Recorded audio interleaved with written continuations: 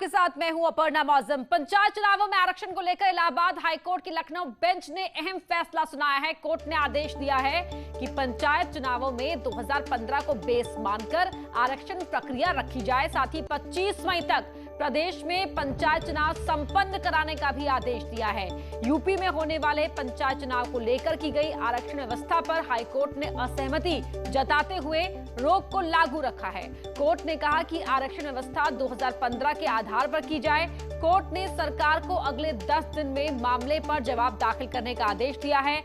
High court में आरक्षण rotation को चुनौती दी गई थी। प्रदेश सरकार ने 1995 को बेस मानकर आरक्षण व्यवस्था लागू की थी। इसका विरोध हो रहा था।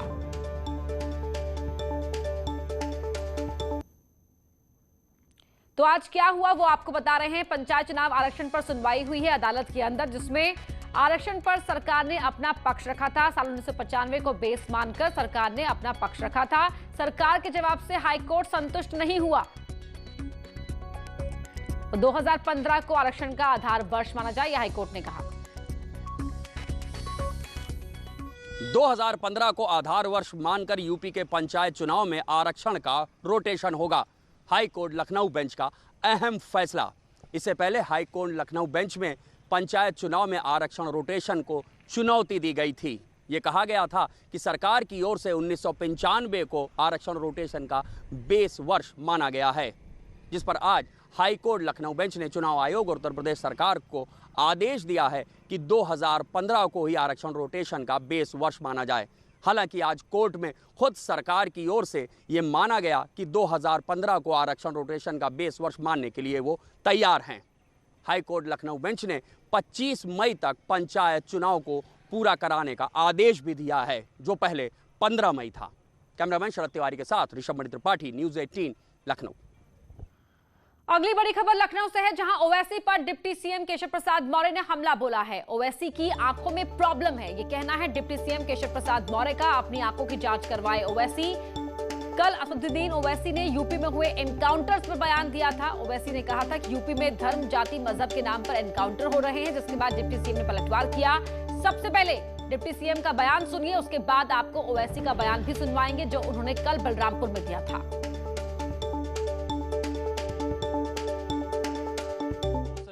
अपने आंखों की जांच करानी चाहिए, क्योंकि जिनका इनकाउंटर होता है वो अपराधी होते हैं, वो हिंदू और मुसलमान नहीं होते।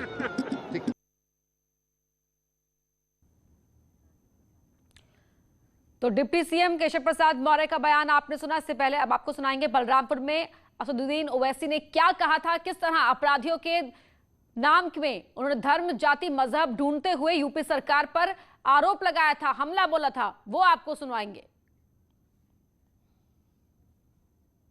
जब से बीजेपी की सरकार बनी 2017 से 2020 के दरमियान में 6,775 एनकाउंटर हुए, 6,475 एनकाउंटर हुए, जिसमें से मरने वालों की तादाद 37% मुसलमानों की 37% मुसलमानों की थी।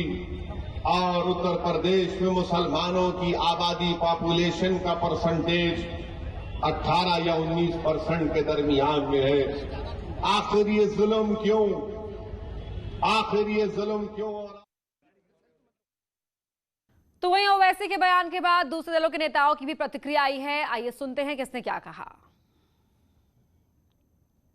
अपराधियों को इनकाउंटर करने में कोई रिजर्वेशन नीति नहीं अपनाते हैं। कानून व्यवस्था और उसको बिगाड़ने का काम कोई भी करेगा, कानून हाथ में लेने का कोई भी काम करेगा, उसके साथ पुलिस अपना काम करेगी, कानून अपना काम करेगा। लिहाजा आप जैसे लोगों के लिए मेरा सुझाव है कि अपने समाज के लोगों को ये जाकर बताइए कि ये जो 36% आप बता रहे हैं कि उत्तर प्रदेश में 36% इनकाउंटर्स जो हुए हैं उसमें 36% मुसलमान हैं, तो ये आपको सोचना होगा क्यों है, आप जैसे लोगों ने क्या किया, क्यों अपराधी बने वो।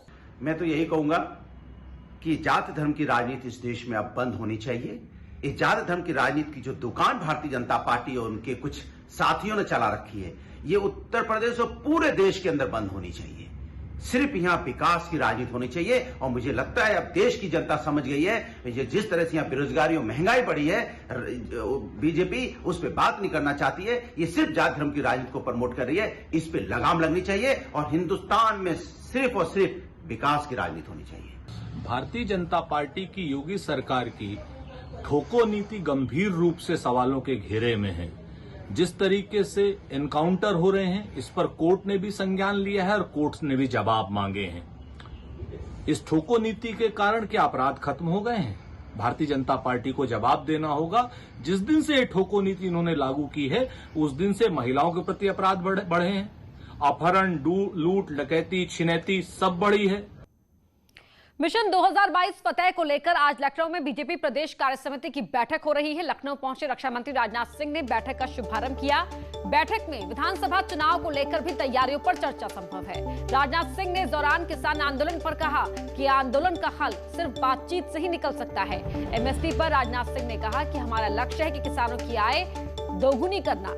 एमएसपी कभी खत्म नहीं होगी। वहीं कार्य समिति में यह भी चर्चा हुई कि बीजेपी को पदाधिकारी पंचायत चुनाव नहीं लड़ेगा और जो चुनाव लोग लड़ेंगे वो पार्टी में उन्हें छोड़ना पड़ेगा अपना पद।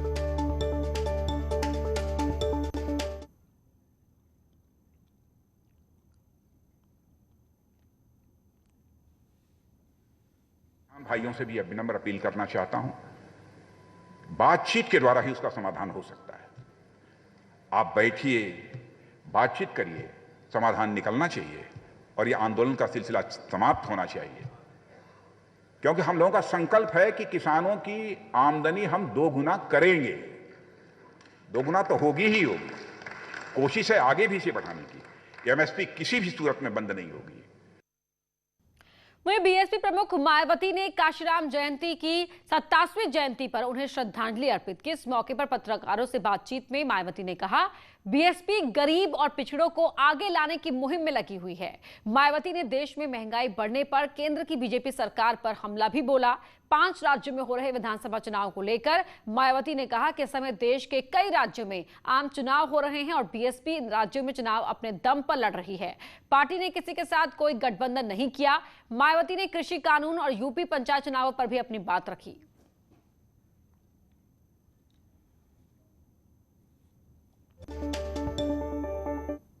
उत्तर प्रदेश में बीएसपी अकेले अपने बलबूते पर यूपी में 403 विधानसभा की सीटें हैं।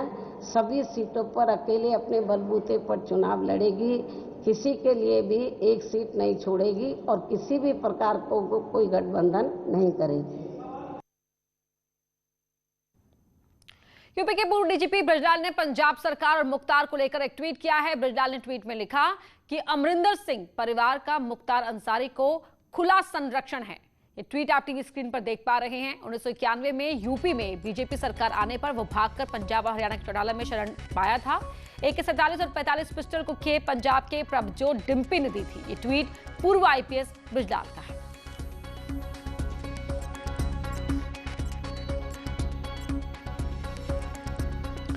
गर्मी बढ़ते ही प्रदेश में आग लगने की घटनाएं बढ़ रही हैं। अब आपको हम दिखाएंगे 2 तस्वीरें जहां किस तरह से आग लगी, वो आप इन तस्वीरों में देख सकते हैं। गाजियाबाद के इंदिरापुरम थाना क्षेत्र के कनावनी इलाके की एक तस्वीर है जहां अवैध रूप से बनी झुग्गियों में भीषण आग लग गई। सूचना पाकर फायर ब्रिगेड की 10 गाड़ियां मौके पर पहुंची और आग पर काबू पाया गया। वहीं दूसरी तस्वीर ललितपुर के कोतवाली तालबेहट इलाके की रोड पर रखे डामर के ड्रमों में भीषण आग लगने की है। मौके पर पहुंचे गाँव वालों ने आग पर काबू पाया। ललितपुर में डामर के ड्रम यहां पर रखे हुए थे जिनमें आग लग गई। बैंकों के प्राइवेटाइजेशन के विरोध में आज और कल देश भर में बैंक कर्मचारी हड़ताल पर हैं। करीब 10 लाख बैंक के कर्मचारी हड़ताल पर हैं। बैंक की हड़ताल की 6 तस्वीरें अब आप देख पा रहे हैं। पहली तस्वीर वाराणसी की है तो वहीं दूसरी तस्वीर प्रयागराज, तीसरी अयोध्या और चौथी मथुरा की है। 5वीं आगरा और 6ठी बहराइच की है, जहां दर्जनों बैंक कर्मियों ने 2 दिन की हड़ताल की यहां पर प्रदर्शन शुरू कर दिया है।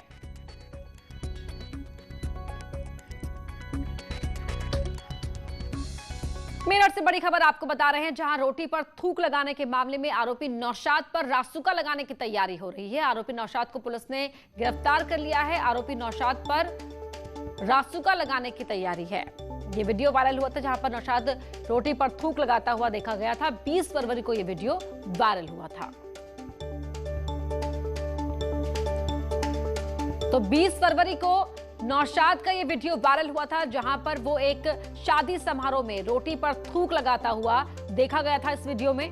और अब आरोपी नौशाद पर रासुका लगाने की तैयारी की जा रही है।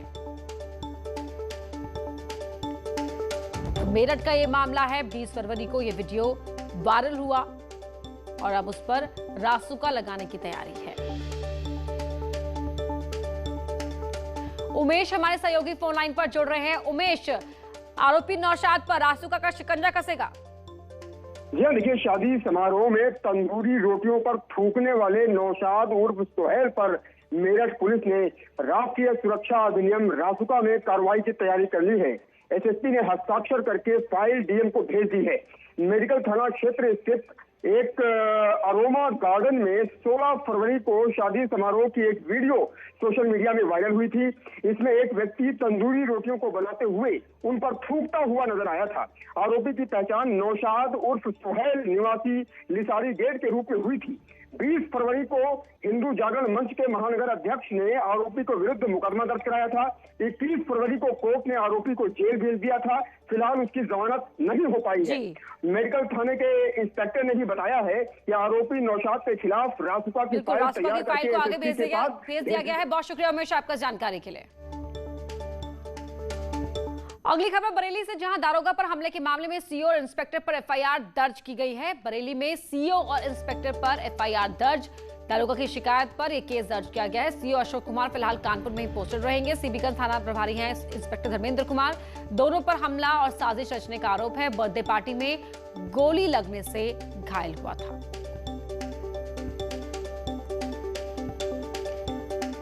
तो बरेली में सीओ और इंस्पेक्टर पर एफआईआर दर्ज की गई है। हरीश शर्मा हमारे सहयोगी जुड़ रहे हैं। हरीश, क्या जानकारी है? पूरा मामला बरेली कैंट थाना क्षेत्र का पूरा मामला है। पिछले वर्ष लॉकडाउन के दौरान एक पार्टी हुई थी जिसमें गोली लगने से एक दरोगा घायल हुआ था। उस दरोगा ने अपने ही सीओ और इंस्पेक्टर पर आरोप लगाए कि उनकी जो है शय पर एक युवक ने उनको गोली मार दी। हालांकि भी कौन किसने गोली मारी, कैसे गोली चली, इस बात पर अभी नहीं है। और आज इस मामले में कोर्ट के आदेश पर 4 पुलिसकर्मियों के खिलाफ मुकदमा लिखा गया। जो सीओ हैं वो कानपुर में तैनात हैं अशोक कुमार, और वर्तमान में सीबीगंज थाना प्रभारी धर्मेंद्र कुमार के खिलाफ भी इस पूरे मामले पे 307 की धाराओं में मुकदमा लिखा गया। फिलहाल पुलिस मामले की जांच कर रही है अभी तक। बहुत शुक्रिया आपका इस जानकारी के लिए। प्रतापगढ़ से बड़ी खबर है। यहां अवैध शराब पीने से महिला समेत 4 की मौत हो गई है, जबकि 7 लोगों की तबीयत बिगड़ गई है। ताजा मामला संग्रामगढ़ थाना के रामपुर दाबी गांव का है, जहां बीती रात अवैध शराब पीने से महिला समेत 4 ग्रामीण की मौत हो गई, जबकि शराब पीने से 7 लोगों की तबीयत नाजुक बनी हुई है। उन्हें प्रयागराज हायर सेंटर रेफर किया गया है। वहीं 4 की मौत की खबर मिलने पर आईजी प्रयागराज जोन कविंद्र सिंह मौके पर भारी बल के साथ पहुंचे। मृतक के परिजनों से मुलाकात कर उन्हें शराब माफिया के खिलाफ कड़ी कार्रवाई का आश्वासन भी दिया गया है।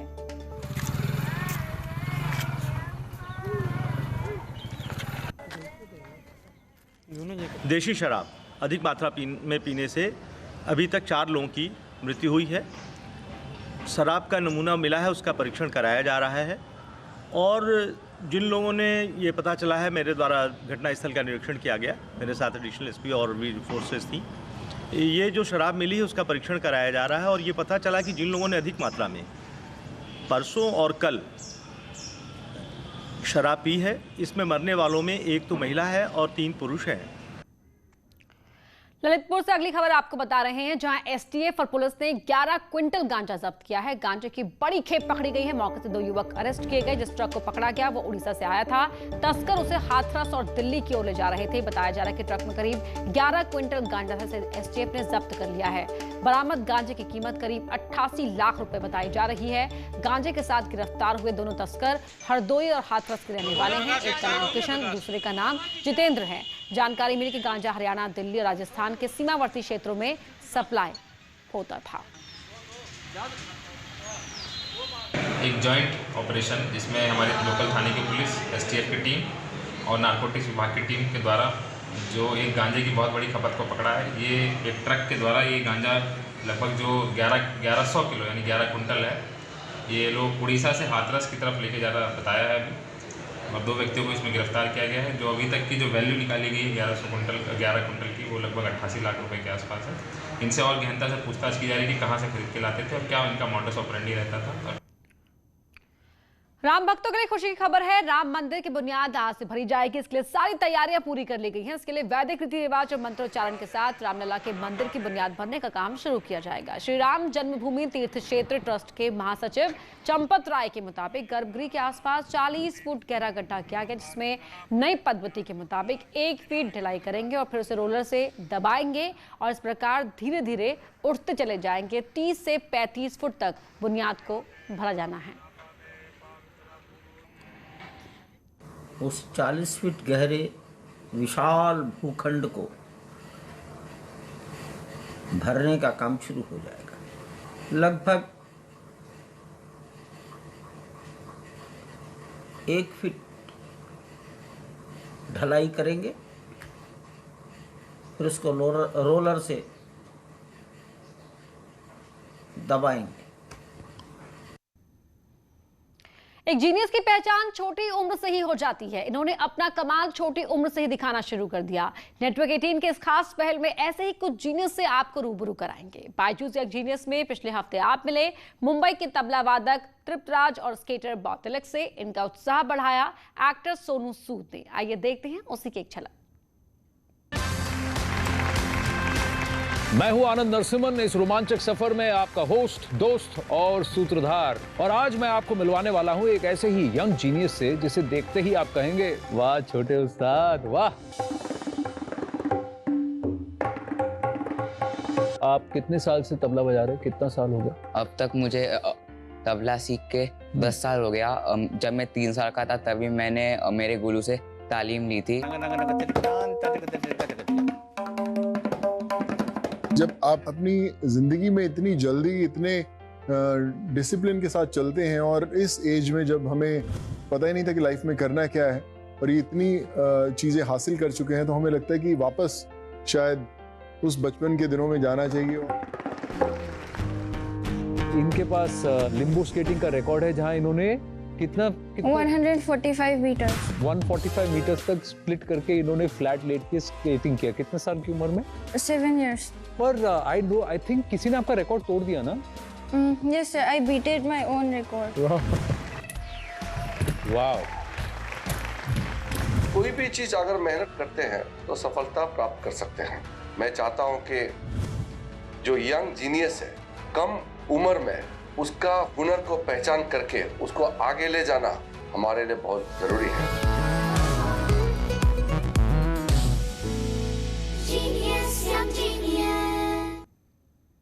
और बड़ी खबर आपको बता दें, बीजेपी ने तय किया है कि 3051 जिला पंचायत सदस्य पद पर चुनाव लड़ेंगी। 826 ब्लॉक प्रमुख पद पर चुनाव लड़ेगी बीजेपी। बड़ी खबर, कार्य समिति की बैठक में यह तय किया गया है और पार्टी 8 अभियान भी चलाएगी। इस पर भी सहमति बनी है। 19 मार्च को सभी जिलों और सभी विधानसभा क्षेत्रों में प्रभारी मंत्री, विधायक और सांसद यूपी सरकार के 4 साल पर कार्यक्रम होंगे। 20 मार्च को 403 विधानसभा में पंचायत चुनाव को लेकर पार्टी कार्यक्रम होंगे। जहां पर बीजेपी के विधायक नहीं है वहां सांसद और एमएलसी रहेंगे। रंजना हमारे सहयोगी फोन लाइन पर जुड़ रही है। रंजना, क्या कुछ जानकारी जरा बताएं।